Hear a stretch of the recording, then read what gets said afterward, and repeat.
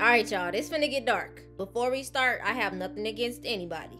I'm just finna tell y'all the dark history of specific things that I've learned, and I'm trying to share it with y'all. Disclaimer, this is dark history, and we only talking the truth. Let's get into it. Okay, so do y'all remember this? Here we go. I never believe women are safe in any religion because majority of it is written by men and catered to a man's fantasy. Here are the things that have bothered me throughout the entire world of what women have been through. Did you know there's a thing? In the last video that I uploaded for y'all, I showed y'all just a little bit of what I've learned about what the feminine energy has been through on this planet. So now we finna get into the dark history. Now this is a live stream that I have found on Facebook of a young pharaoh talking about how Greek women were treated so badly that they had to escape. Now what y'all don't know is that the Greeks were highly homosexual, okay? And they were so homosexual that they literally forced all of their women out of ancient Greece. Now, what is the lesbian and lesbos connection? The ancient Greeks, when they created the alpha beta system, an alpha male is not a strong man. It's a grown man that likes little boys. A beta male is the little boy that's being courted by the alpha male till he grows up and becomes an alpha and gets him a beta. So ancient Greece was the first historical civilization to politically institute their civilization based on pedophilia. And the Greeks and the Romans, and go look this up. Don't say I'm lying, because I want to debate me a scholar. Go get a scholar and let's debate. The Greeks believed that there was no greater love between that which exists between two men. So with that belief, they literally forced all of the women from ancient Greece by killing them. And the women that they couldn't catch fled to the island of Lesbos. And so there was no men over there. And so the women started doing it with each other. Now, do y'all remember the episode of the Boondocks? He was talking about the origins of Christmas. Christmas evolved from the Roman holiday Saturnalia, a winter festival where men gave gifts to each other. They also would get drunk, have sex with each other, and beat their wives. We're not just gonna scan past what he just said. They would beat their wives and perform relations on each other. Now, you can't ring this out because there's a literal film, it's called Buck Breaking, where it talks about literal plantations and slave owners performing homosexual acts on the male slaves to embarrass, punish, and break the spirits of them.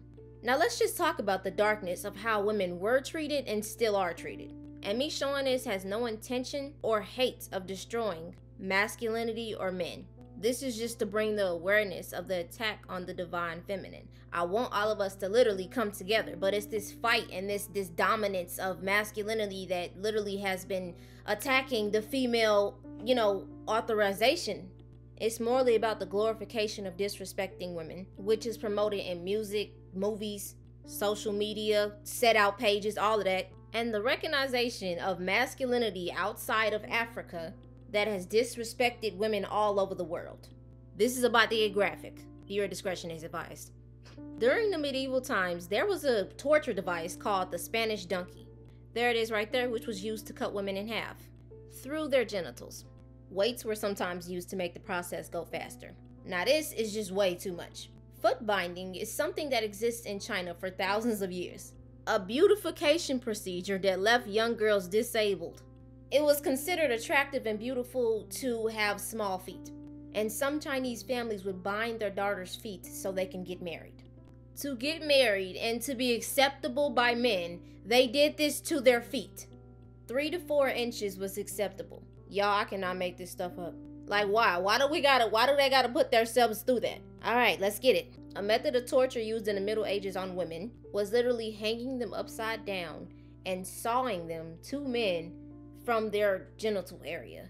Women who were accused of witchcraft, adultery, or blasphemy. And if y'all don't know what blasphemy means, it means the active offense of speaking sacrilege about God or profane talk. So whatever they deemed is wrong, you get tortured for that and you get sentenced to those type of situations.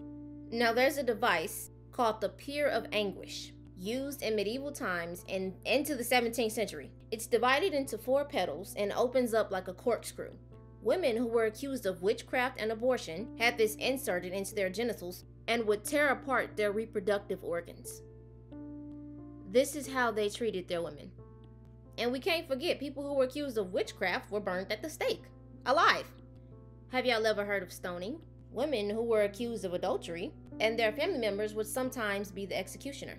Some of them had holes digged and they had to sit inside the hole with their head just sticking out. And this is still happening in Pakistan, Iran, Sudan. Actually, in February 2016, 2 teenagers were stoned to death in Syria after 2 men were found in their house. Now, I want y'all to look up the Nanking Massacre. Just Google it. I don't even know if I can show these pictures on this video. Now, assault has been used as a means of torture throughout history. And you know what I mean when I say assault on a woman's body.